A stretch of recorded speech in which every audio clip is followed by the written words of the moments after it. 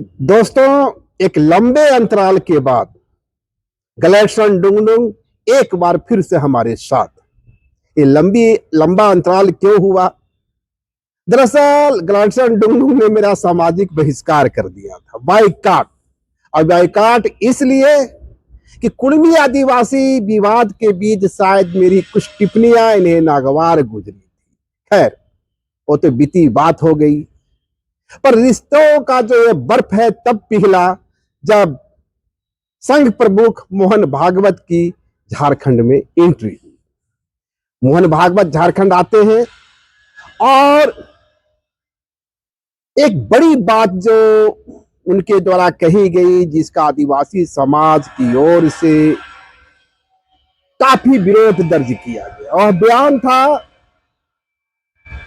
कि सरना अपने आप में कोई धर्म नहीं है। मोहन भागवत जी ने कहा कि हिंदुस्तान में कई तरह की पद्धतियां हैं, पूजा पद्धतियां हैं, और पूजा पद्धतियां अपने आप में धर्म नहीं होता। पूजा पद्धति अलग चीज है, धर्म अलग चीज है। और जैसे ही मोहन भागवत ने सरना धर्म कोड से इनकार किया, उस मांग को खारिज किया, हालांकि उस मंच पर तब आदिवासी समाज के कई विचारक भी मौजूद थे। उसमें निशा उरांव भी थी, अरुण उरांव भी थे, गुमला के पूर्व सांसद और तमाम इंटेलेक्चुअल आदिवासी समाज के लोग वहां मौजूद थे। लेकिन उनकी ओर से विरोध का कोई आवाज नहीं उठी। आवाज उठी आदिवासी समाज के दूसरे समूहों की ओर से। तो ग्लैडसन जी एक बार फिर से मेरे साथ हैं। ग्लैडसन जी, जोहार। रिश्तों की बर्फ पिघली। सबसे पहली बात तो यह है कि मैं किसी का बॉयकॉट करता नहीं है। मैं अपना दुश्मन का भी बॉयकॉट नहीं, तो आपका क्यों बॉयकॉट करूंगा? आपने खुद ही मीडिया का बॉयकॉट करके बैठ गए, आपको एक जंगल में जाके। मुझे लगता है कि आप पश्चाताप कर रहे थे या कुछ प्लानिंग बना रहे थे। ये दोनों हो सकता है कि इंसान नए तरीके से अटैक करना है कहीं पे, तो ठीक है। बिल्कुल। मोहन भागवत जी का जो ये बयान है, उसे आप किस रूप में देखते हैं? देखिए, सबसे पहली बात तो जो आपने इंट्रो में कहा कि आदिवासी समाज के बहुत सारे इंटेलेक्चुअल उस सभा में या संवाद में मौजूद थे, इसको मैं खारिज करता हूं। ये आदिवासी समाज के इंटेलेक्चुअल नहीं थे, ये मूल रूप से बीजेपी एसटी मोर्चा के लोग थे, आरएसएस के सोशल विंग, जनजातीय सुरक्षा मंच, उसके साथ साथ अभी एक दो टिमटिमाता संगठन और बना है, जैसे रूढ़ी जन आदिवासी समन्वय समिति, रूढ़ी जन सुरक्षा समिति।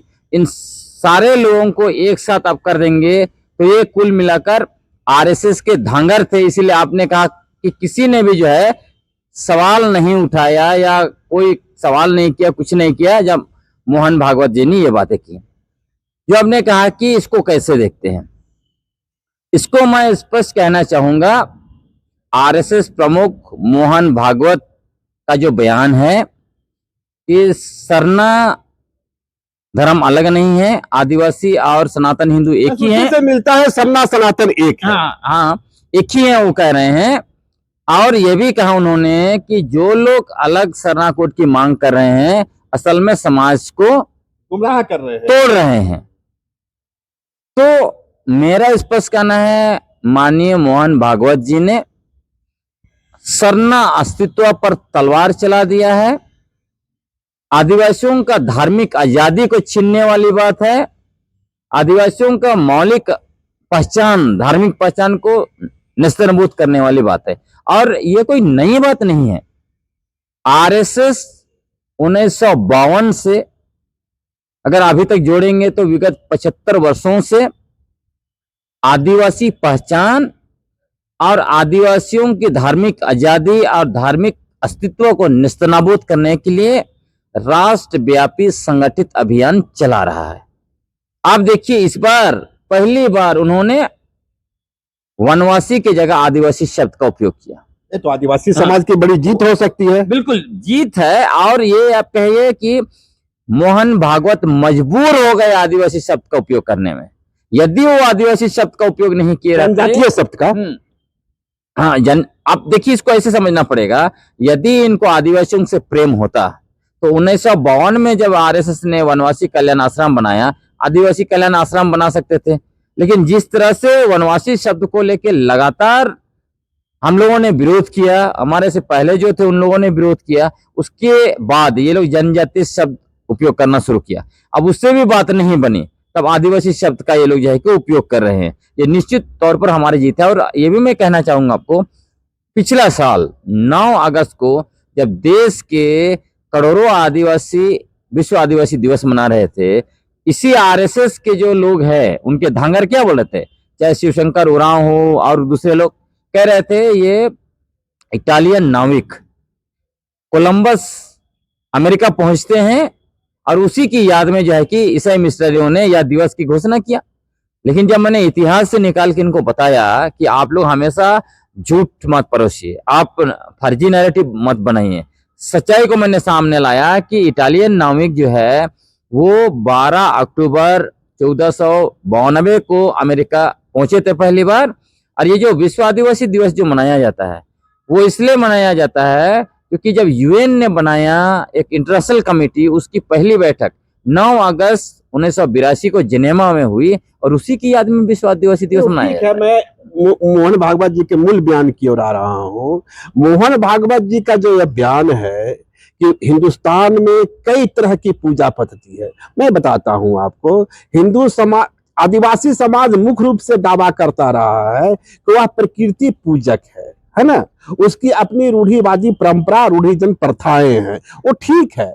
पर मैं बता रहा हूँ कि इसी प्रकृति पूजा का मतलब कि निराकार ईश्वर की आराधना है ना। तो हिंदू समाज में निराकार ईश्वर की आराधना, गुरु नानक को देख ले, कबीर को देख ले, रैदास को देख ले, दादू को देख ले, इनके जो राम थे वो निराकार थे।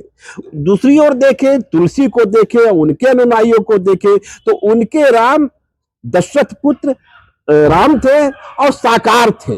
तो साकार और निराकार हिंदू समाज में दोनों धाराएं चलती रही है। तो जिस तरह से आदिवासी समाज की ओर से कहा जाता है कि मैं प्रकृति पूजक हूँ, निराकार ब्रह्म को मानता हूँ या ईश्वर को मानता हूँ, शब्द जो भी हो सकते हैं, तो मोहन भागवत तो उस लाइन पर तो ठीक ही बोल रहे हैं। देखिए, आप जो है कि अपने चीजों को जस्टिफाई करने और दूसरा समाज को अपने अंदर में मर्ज करने के लिए ये सब जस्टिफिकेशन आप दे सकते हैं। ये ठीक उसी तरह से है जैसे अगर कोई कहने लगे कि ईसाई और इस्लाम एक ही है। इस्लाम भी जो है कि पुराना बाइबल को मानता है और ईसाई भी, और जो है कि यहूदी भी पैगंबर भी एक रहे हैं। हाँ, तो ये भी एक है बोलेंगे इनके अनुसार। मूल बात आपको देखना पड़ेगा अवधारणा।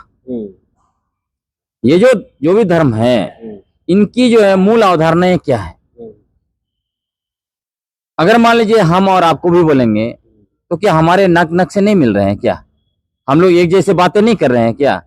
तो आप हमको बोलेंगे कि आप आदिवासी कैसे हो गए, हम ओबीसी कैसे हो गए, हम दोनों एक ही हैं। ये ना मोहन भागवत का थ्योरी के अनुसार तो फिर तो कोई अलग नहीं है, सब एक ही है। असल बात ये अवधारणा पर आते हैं। हिंदू धर्म में 7 जन्म की अवधारणा है, इसलिए फिल्म गाना में आप सुनते हैं 7 जन्म में तेरे साथ भी 7 फेरे लिए जाते हैं। अग्नि के भी 7 फेरे लिए जाते हैं। आदिवासी का जो अवधारणा है उसमें स्वर्ग नरक का है ही नहीं।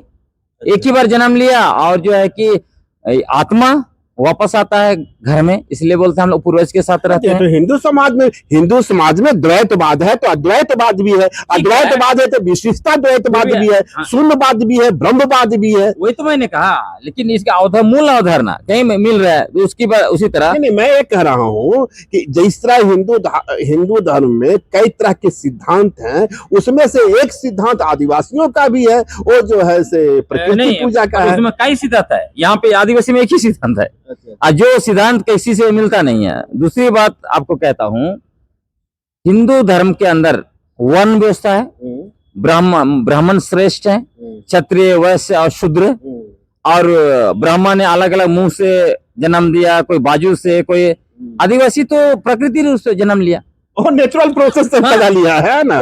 फर्क है ना भाई, इतना बड़ा फर्क है, छोटा मोटा फर्क नहीं है। इस बात को मैं मानता हूँ, नेचुरल प्रोसेस। आदिवासी प्राकृतिक रूप से जन्म लिया, प्रकृति ने जैसे बनाया, और यहाँ पे भगवान ने श्रेष्ठ बना दिया मुंह से पैदा करके ब्राह्मणों को, क्षत्रिय को बाजू से ताकत दे के पैदा कर दिया, और वैश्य को जो है कि जंग से पैदा कर दिया, तो हमारे शूद्र को पैर से पैदा कर दिया। तो वो कॉन्सेप्ट तो आज भी सामने आ रहा है। आज भी पीएम मोदी कहते हैं कि मैं बायोलॉजिकल नहीं हूँ। हाँ, तो वही तो कहना था, आदिवासी बायोलॉजिकल है।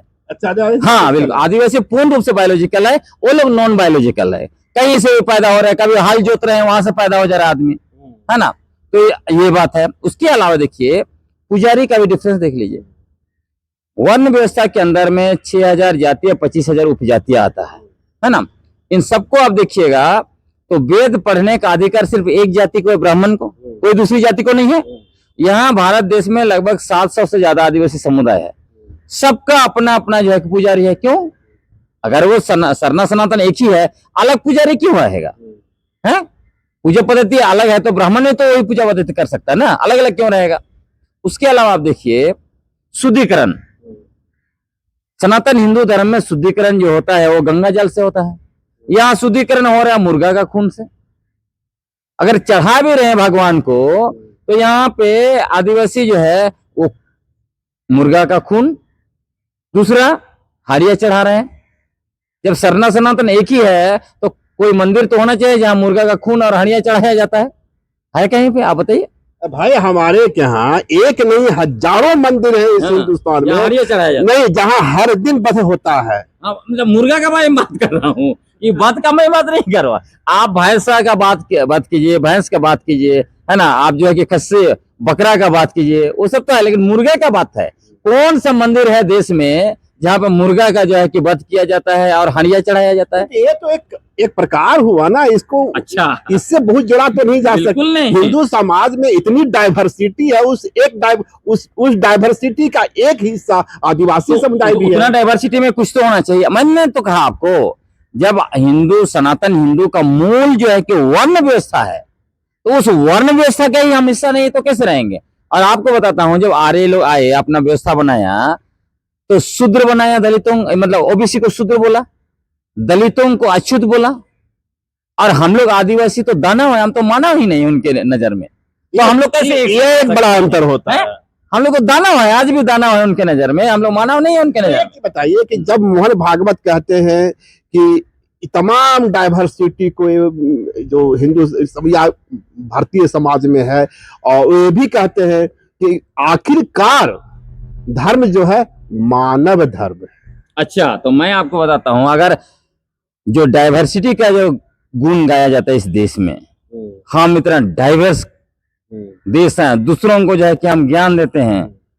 एक उदाहरण हमको आप बता दीजिए कि कोई गांव में जहां आपर का स्वर्ण लोग रहते हैं, दलित रहते हैं, ओबीसी रहते हैं, आदिवासी तो जंगल में ही है तो वहां नहीं है, लेकिन ये लोग कोई एक कुआं में साथ में पानी पीते हैं, बता दीजिए हमको। हजारों कुएं मिलेंगे ऐसे? मैंने तो नहीं देखा।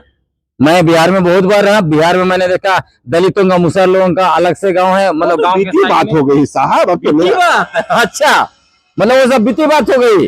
और अभी जो यूपी, आप गिनाइएगा कि मध्य बिहार में दलितों का क्रम पर नरसंहार हुआ कम से कम। आप सुनिए, जो अभी जो यादव का चोटी खींच लिया गया, ये बीती बात हो गई।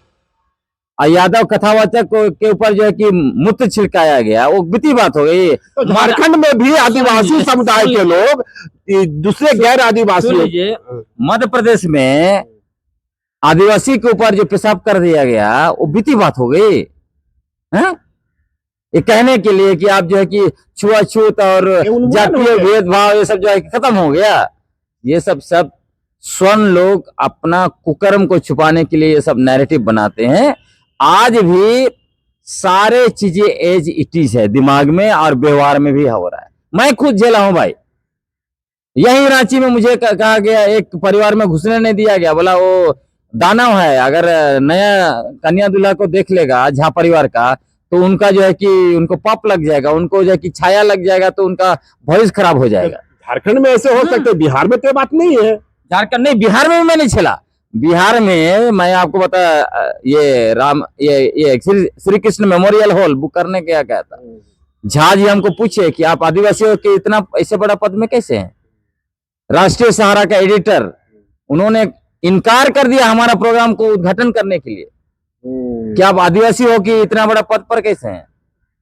तो अब क्या लगता है आपको कि मतलब खत्म हो गया? कुछ इस तरह नहीं। की जो अप्स एंड डाउन्स हैं, ये तो हिंदू समाज के अंदर भी है ना। हिंदू समाज के अंदर भी तो ऐसा नहीं है कि ग्लेडस्टोन को इसलिए कहा गया कि ग्लेडस्टोन आदिवासी था।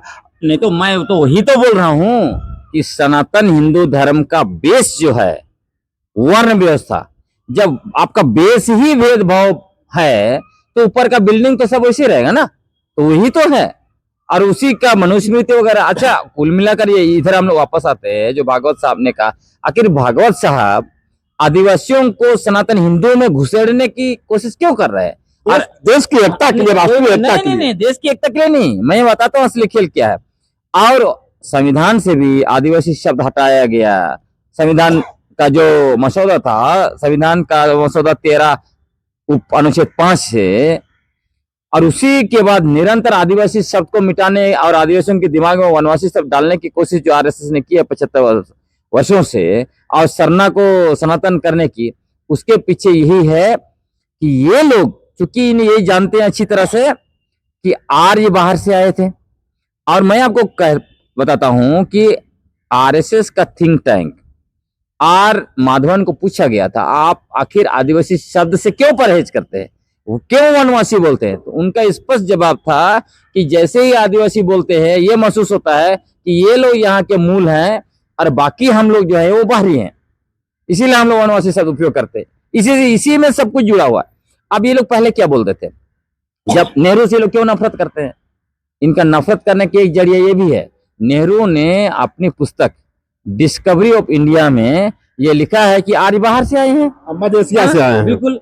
और उसी समय में तो फिर नेहरू ही ने नहीं लिखा, राहुल सांकृत्यायन ने लिखा कि बोलगा से गंगा, उसमें उनकी जिक्र किया। तो उसके बाद आप देखिएगा ये लोग मैकमुलर, क्योंकि मैकमुलर ने हिस्ट्री लिखा, तो मैकमुलर को ये लोग निशाना बनाते थे, ये तो अंग्रेज से हम लोग आपस में लड़ाने के लिए ये इतिहास लिखा।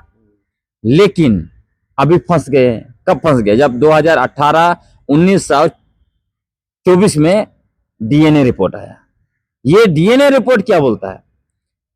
दुनिया के सबसे बड़े डीएनए साइंटिस्ट डेविड रिक, अमेरिकन, उनके साथ इंडिया के भी साइंटिस्ट हैं, बसंत सिंधे और नरसिम्हा, बहुत सारे लोग।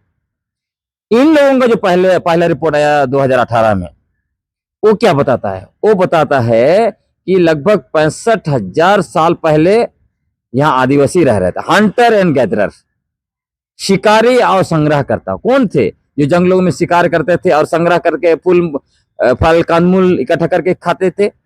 ये एक आ गया। दूसरा आ गया, ये लोग कहते थे कि सिंधु घाटी सभ्यता हमारा है, वहीं से हिंदू शब्द निकला।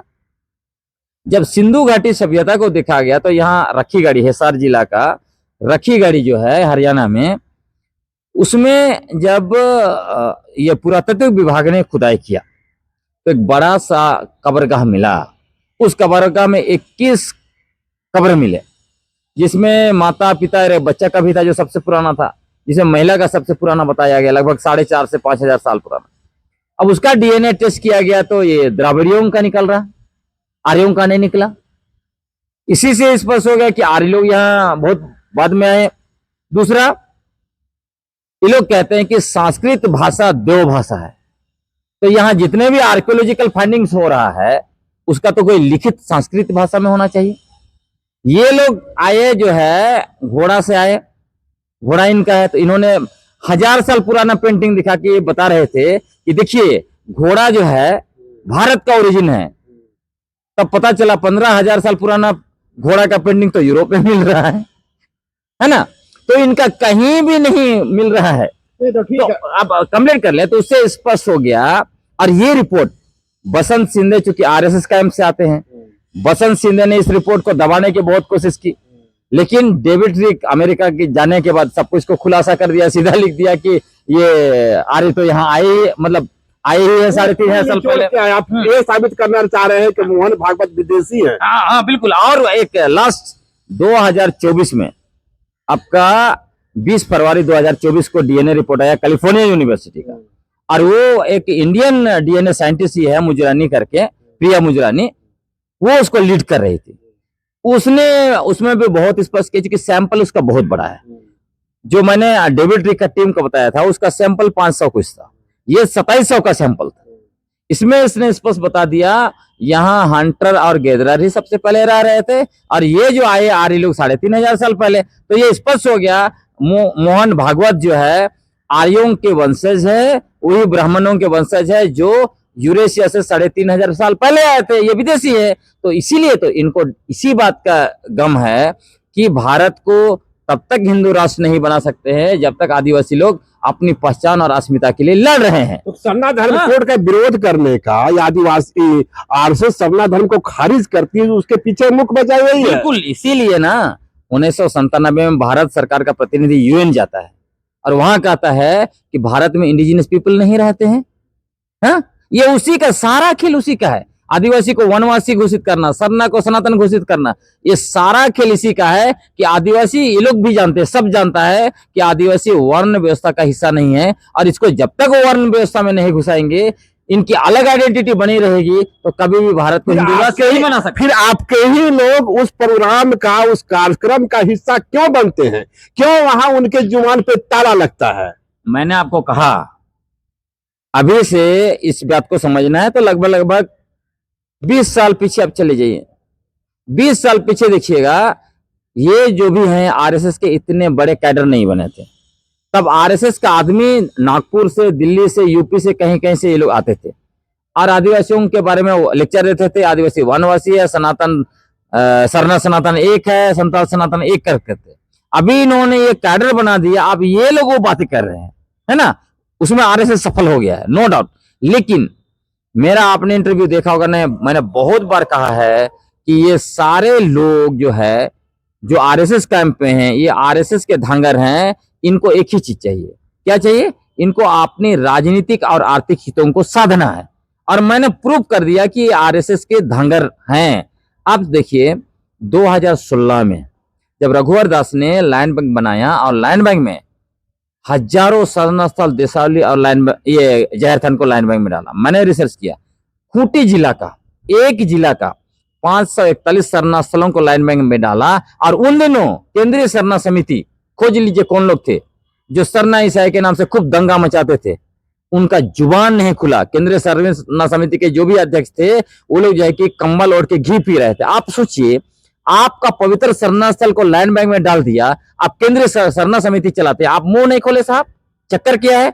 आपको पद चाहिए, आपको पैसा चाहिए, आपको राजनीतिक स्वार्थ हित को साधना, इसलिए आप मुंह नहीं खोलते। उसी तरह 2024 में इनफैक्ट 23 जून 2024 को जनजातीय सुरक्षा मंच के राष्ट्रीय अध्यक्ष, भाजपा के नेता और मंत्री गणेश राम भगत अनगढ़ आए थे। क्या कहा उन्होंने? सरना झंडा विदेशी झंडा है, मिशनरियों का दिया झंडा है, इसको उखाड़ के फेंकना चाहिए। किसी ने आवाज उठाया? आपका पवित्र सरना स्थल को लैंड बैंक में डाला जा रहा है, उस सरना झंडा को जो उखाड़ फेंकने का आह्वान कर रहे हैं आरएसएस के लोग, तब भी आप मुंह नहीं खोलते। सरना धर्म जब सरना धर्म को स्वीकार करने को ही तैयार नहीं है तो सरना झंडा की औपचारिकता रही कहाँ? इसीलिए मैं कह रहा हूँ, उसी तरह अभी इससे पहले जो संसद सत्र चल रहा था, राजस्थान से बीजेपी के एमपी क्या कहा? उन्होंने कहा मैं सरना कोड का पुरजोर विरोध करता हूं। अंत में मोहन भागवत आके उसी चीज को यहाँ रिपीट कर दिया, उन्होंने सरना कोड का विरोध किया पुरजोर। मैंने इसीलिए तो मैं बार बार सवाल उठा रहा हूं, हर बात पर यहाँ जो है कि जो लोग प्रेस कॉन्फ्रेंस करते हैं, झारखंड बंद तो कभी रैली धरना, वो लोग कहाँ चले गए सरना कोड का जब मोहन भागवत ने विरोध किया? इसी से आप समझ लीजिए इनको जितने, ये तो स्पष्ट होगा। मैं तो बहुत खुश हूं, कम से कम मोहन भागवत जी आके दूध का दूध और पानी का पानी कर गए। मैं जिन लोगों को कह रहा था आरएसएस और भाजपा के धांगर है, लोग मुझे गाली दे रहे थे, अभी साबित कर दिया इन लोगों ने खुद ही कि ये बीजेपी और आरएसएस के धांगर हैं। इनको जो है आरएसएस ने सिर्फ भाजपा के लिए वोट जुगाड़ करने के लिए लगाया हुआ है। ये लोग सरना धर्म के नहीं है, ये सरना कोड इनको कोई मतलब नहीं है। सरना स्थल, सरना झंडा और सरना आदिवासियों से इनको कोई लेना देना नहीं, इनको अपने निजी आर्थिक और राजनीतिक हित साधना है। ये लोग को देखिएगा, अभी नगर निकाय चुनाव घोषणा हो गया, ये सारे लोग नगर निकाय चुनाव लड़ेंगे, उसके बाद में एमएलए चुनाव लड़ रहे, एमपी। तो मैंने कहा ना, ये लोग अपने सिर्फ निजी राजनीतिक और आर्थिक हितों को साधने के लिए हैं। इसलिए जितने भी हमारे सरना भाई बहन हैं, उन लोगों को जो है कि समझ जाना चाहिए, सब कुछ सामने है, दूध का दूध और पानी का पानी है। जितने लोगों को आप देखते हैं, अब नहीं देखते हैं कि ईसाई मिशनरी, ईसाई कसाई, हाँ, धर्म मंत्री बोल के चिल्लाते हैं, चीखते हैं, बड़े बड़े आंखें हो जाती है। वो लोग कहाँ हैं? जुबान से मोहन भागवत का नाम निकल नहीं पा रहा है। भले थोड़ा बहुत इधर उधर लिख रहे हैं दूसरे तरह से अपने आप को दिखाने के लिए, लेकिन मुंह से जुबान नहीं निकल, उनके जुबान से मोहन भागवत का नाम नहीं निकल रहा। एक चीज बताइए हमको, आप सरना धर्मी, जो आपका कहना है कि जो सरना धर्मी है, जिनकी ओर से सरना धर्म की मांग की जा रही थी, उन्होंने सरेंडर बोल दिया। आपके कहने का मतलब यही है। तो क्या सरना धर्म की लड़ाई अब खत्म हो जाएगी, या गलेरसन जैसे युवा भी इस लड़ाई को लड़ेंगे? नहीं, मैं ये नहीं कह रहा हूँ कि सरना धर्म की लड़ाई खत्म हो गई, नहीं, बिल्कुल नहीं। सरना अलग धर्म कोड की लड़ाई यहाँ से और भी ज्यादा तेज हो जाएगी। मैं कोई लड़ने वाला ही नहीं है, तो लड़ेगा कौन? मैं सिर्फ सवाल उन लोगों पर उठा रहा हूँ जो आरएसएस और भाजपा के धांगराई का काम कर रहे हैं, सत्ता के लिए, पद के लिए, पैसा। क्या गलेरसन डुंडू सरना धर्म कोड की लड़ाई लड़ेंगे? जरूर, क्यों नहीं लड़े, हम लोग लगातार आवाज उठा रहे हैं। हाँ, लेकिन लीड हम नहीं करेंगे, साथी लोग लीड करें। और इस बात का डर है कि आपको ईसाई का तमगा दे दिया जाएगा। उसको मैं बंगाल के खाड़ी में फेंकता हूँ, ऐसे ऐसे आरोप को आपको मैं बता रहा हूँ। सेंगेल अभियान वालों ने मोहन भागवत का पुतला फूंका, आदिवासी छत्र संघ वालों ने पुतला फूंका मोहन भागवत का। तो ये सारे लोग लीड में रहेंगे, हम लोग साथ में। आपने कभी हमको देखा है कभी डरते हुए? मैं किसी से नहीं डरता। हमको ईसाई बोल देने से, कसाई बोल देने से, वेटिकन का दलाल, मिशनरी का दलाल बोले, हमको कोई फर्क ही नहीं पड़ता है भाई। ये सब चीजों को तो मैं हवा में उड़ा देता हूँ। तो ये थे हमारे साथ गलेरसन डुंगडुंगडी, जिनका मानना है कि भले ही मोहन भागवत सरना धर्म कोड की मांग को खारिज कर रहे हैं, लेकिन यह लड़ाई रुकने वाली नहीं है। और एक नए जोश, नए अंदाज के साथ सरना धर्म कोड की मांग और भी तेज होगी, और निश्चित रूप से गलेरसन और गलेरसन की टीम भी इस लड़ाई का हिस्सा बनेंगे। हालांकि वे सेनापति नहीं बनना चाहेंगे, लेकिन सैनिक की भूमिका में उस युद्ध के मैदान में जरूर डटे रहेंगे।